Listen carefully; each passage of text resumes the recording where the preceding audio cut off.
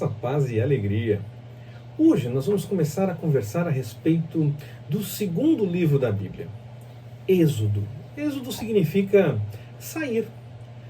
O tema principal do livro do Êxodo é o livramento. O tema principal desse livro é o livramento. Nós vemos nesse livro Israel se tornando uma grande nação, mas ainda sem terra própria. Eles eram escravos, estavam debaixo do jugo dos egípcios. Ainda não eram livres. A partir do livro, durante o livro, eles começam então o caminho em direção à liberdade, em direção à terra prometida. Depois de muita tribulação e angústia, e nós vemos isso desde o início da vida de Moisés, a questão de querer matar as crianças, ele ser colocado no rio e essa coisa toda. Então há muitas angústias, muitas tribulações, muitas dificuldades pelas quais o povo passava por ser escravo. No meio de tudo isso, Deus envia também muitas pragas agora sobre o Egito, e aí então Israel é libertado com mão poderosa do Egito para ir na direção da vontade do Senhor, na direção da terra prometida. No capítulo 12 do livro do Êxodo, nós vemos que o sangue do cordeiro precisava ser aspergido nas ombreiras e nas vergas das portas das casas.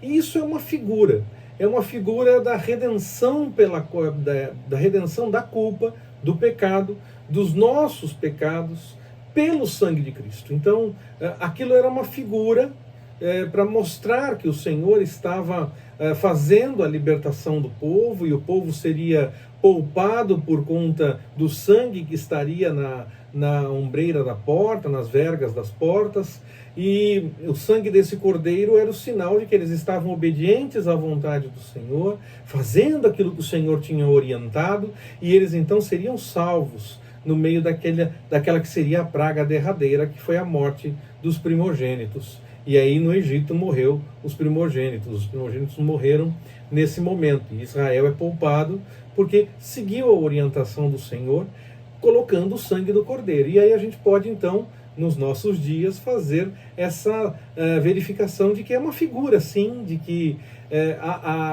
aquele sangue era a figura do sangue de Cristo, que foi derramado por nós para que nós pudéssemos ser libertados do pecado e sermos perdoados diante do Senhor.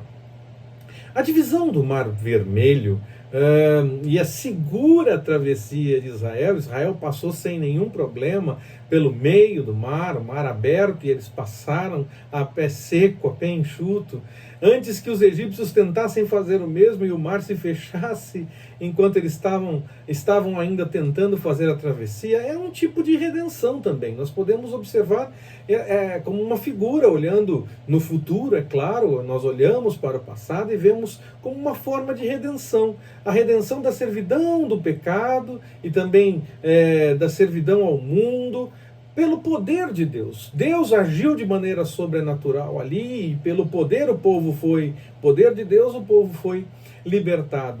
Da mesma forma, é como se fosse uma figura também da nossa libertação diante do Senhor, através da manifestação do Senhor em Jesus. Nós então devemos deixar para trás o pecado, que no caso de Israel era o Egito. Nessa figura que nós podemos pensar, nós deixamos o pecado para trás, deixamos as coisas do mundo para trás e buscamos as coisas na direção da vontade do Senhor. O povo indo na direção da terra prometida, nós deixamos as coisas que nós temos nestes dias para trás e buscamos a vontade do Senhor. Essa é uma figura que pode ser vista nessa situação, além, é claro, até do que o próprio texto bíblico revela em outros livros, quando fala a respeito de uma comparação com o batismo.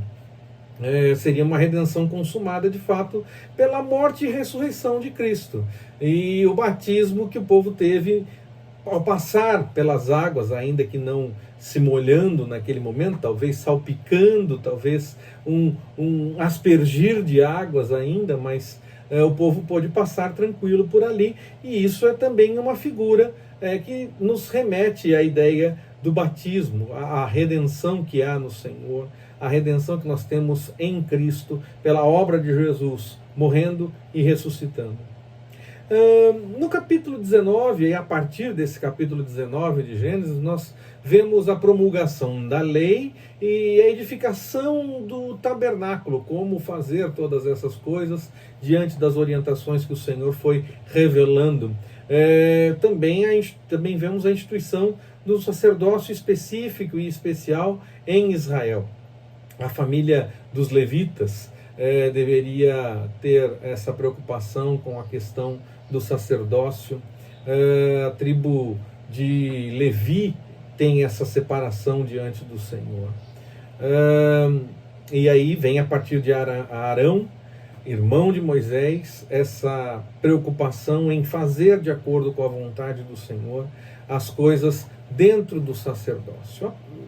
Aí alguém pode dizer que nós não estamos mais debaixo da lei, nós estamos debaixo da graça, então por que seria importante pensar nessas coisas a respeito da lei?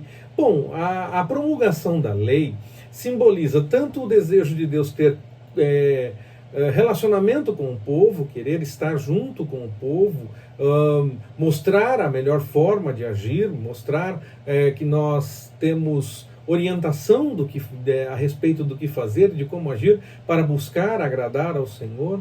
Ela também simboliza a autoridade do Senhor no meio do seu povo, e essa autoridade então está estabelecida no meio do povo que foi remido, foi salvo, no caso do Egito, da casa de servidão, da escravidão.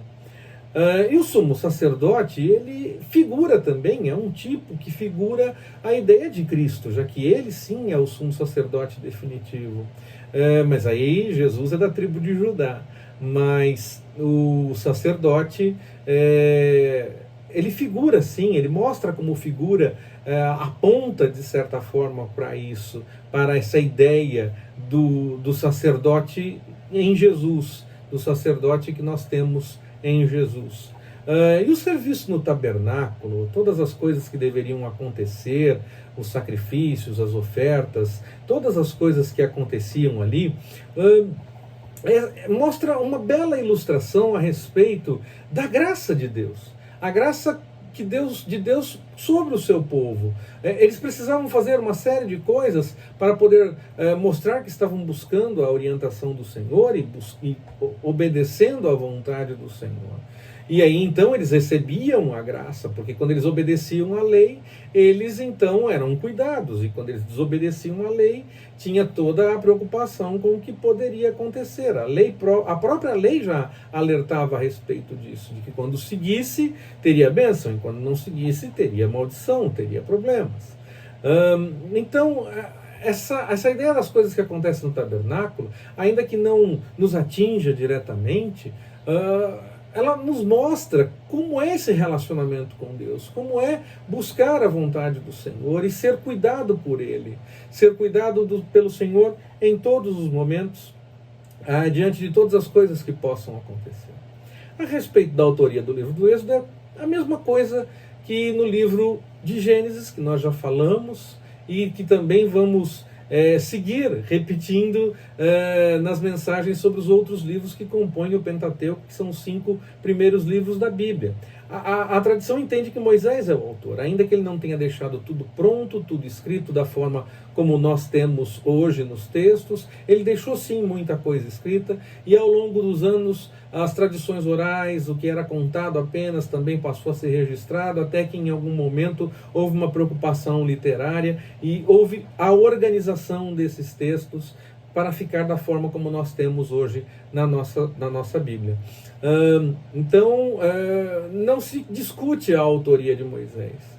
O que se precisa registrar é que outras pessoas também trabalharam para que esse texto ficasse pronto, mas Moisés é tido como o autor ainda assim, porque ele deixou muita coisa pronta e os outros apenas organizaram ao longo dos anos, e principalmente já durante os reinados, durante o tempo de Davi, Salomão e outros reis mais, que cuidaram dessa questão da literatura, dos livros realmente. Eles compilaram os textos que já estavam, muitas vezes, muita coisa já pronta, eles organizaram, e nós temos então os textos da forma como nós temos hoje, a partir dessa organização que outros fizeram. Mas Moisés é tido como o autor, é reconhecido como o autor desse texto, fazendo a ressalva de que ele deixou coisas prontas e que outros depois organizaram, mas ele sim iniciou todo esse trabalho e deixou sim muita coisa pronta para que fosse organizada da forma como nós temos hoje.